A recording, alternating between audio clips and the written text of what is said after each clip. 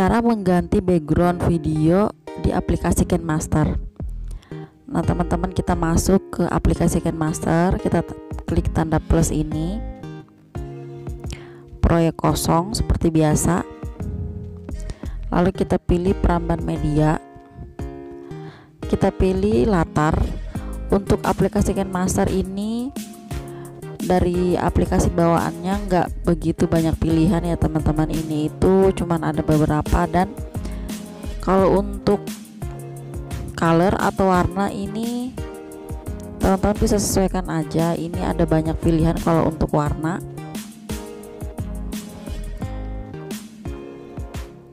teman-teman bisa pilih aja, atau teman-teman mau dari bawaan KineMaster, contohnya kayak yang ini buat contoh. Nah yang ini tapi nggak banyak pilihan warna ya teman-teman, jadi nggak terlalu begitu menarik gitu. Coba kita panjangin dikit, kalau kita play ya seperti ini gitu. Tapi kita bukan berarti nggak bisa ngubah atau nggak bisa kita ganti, tinggal kita hapus lalu kita ambil di galeri koleksi-koleksi background kita yang sudah kita download sebelumnya. Langsung aja kita klik lalu pilih lapisan, kita coba masukkan video karena aku kontennya berupa tutorial. Nah biasanya ini buat contoh kalau ngedit video seperti ini. Nah teman-teman, kita lihat dulu, ini kita panjangin dikit, kita checklist dulu, kita play. Teman-teman semua bisa perhatikan di sini itu untuk backgroundnya sendiri jadi kelihatan bergerak gitu ya, jadi kayak nggak stay gitu.